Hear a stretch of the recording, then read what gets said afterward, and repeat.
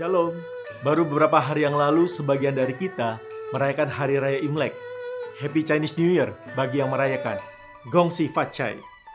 Imlek setiap tahunnya identik dengan beberapa tradisi atau kebiasaan yang dilakukan orang-orang.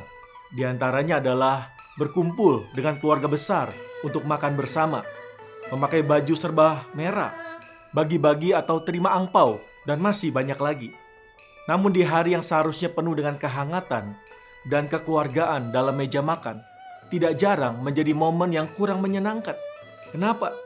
Karena dalam keluarga besar seringkali dapat menemukan cekcok dan problem antar anggota keluarga.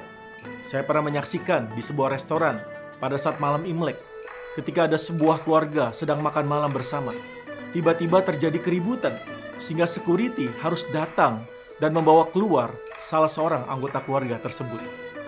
Mungkin ada masalah antar saudara, kakak adik yang menyimpan dendam masalah keuangan, atau adanya perebutan untuk warisan orang tuanya, atau juga ada terjadi iri hati antar keluarga dan saudara.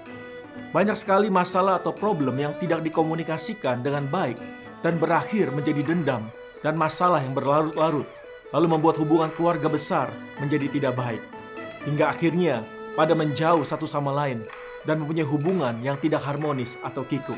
Banyak juga gosip, sindiran, atau perjulitan di dalam meja makan keluarga besar yang membahas siapa yang lebih kaya atau masalah apa saja yang baru dilalui saudara, om, dan tante ini, dan sebagainya. Ini semua membuat atmosfer makan malam kumpul keluarga besar menjadi tidak menyenangkan.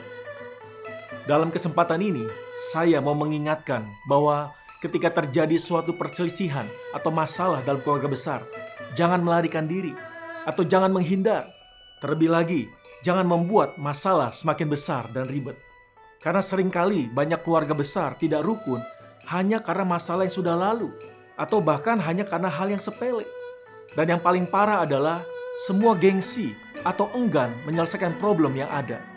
Pada kesempatan ini saya mau ingatkan, selesaikanlah semua masalah keluarga besar yang ada dengan kasih. Efesus 4 ayat 31-32 berkata, segala kepahitan, kegeraman, kemarahan, pertikaian, dan fitnah hendaklah dibuang dari antara kamu. Demikian pula segala kejahatan. Tetapi hendaklah kamu ramah seorang terhadap yang lain, penuh kasih mesra dan saling mengampuni, sebagaimana Allah di dalam Kristus telah mengampuni kamu. Dari ayat tersebut kita bisa menyimpulkan bahwa daripada gengsi menunggu permintaan maaf atau tidak mau mengalah, lebih baik menghampiri anggota keluarga yang punya masalah dengan Anda dan memilih untuk mengkomunikasikannya.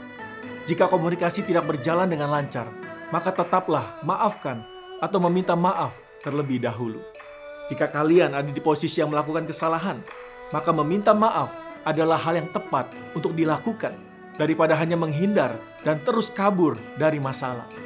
Jika kalian adalah orang yang ada di sisi yang untuk memaafkan, ingat, seberapa besar dan sering kita lakukan dosa, Tuhan selalu memaafkan kita.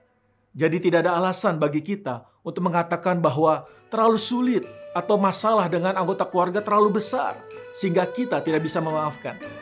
Biasakan juga untuk tidak menjudge atau bergosip terhadap sesama anggota keluarga, karena belum tentu yang terlihat adalah fakta.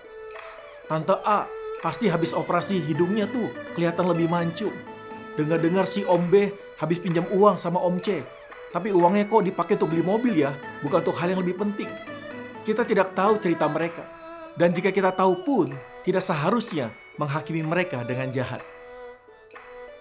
1 Petrus 3 ayat 10-11 berkata, siapa yang mau mencintai hidup dan mau melihat hari-hari baik, ia harus menjaga lidahnya terhadap yang jahat dan bibirnya terhadap ucapan-ucapan yang menipu. Ia harus menjauhi yang jahat dan melakukan yang baik. Ia harus mencari perdamaian dan berusaha mendapatkannya. Jangan sampai Anda yang memicu pertikaian. Ingat, Anda harus ramah seorang terhadap yang lain dan penuh kasih mesra. Let's not create conflict in our families, but instead be the peacemakers. May your family be filled with prosperity, joy, and blessings. Mari kita tidak membuat konflik dalam keluarga kita, tapi menjadi pembawa damai. Semoga keluarga Anda dipenuhi dengan kemakmuran, sukacita, dan berkat. God bless you.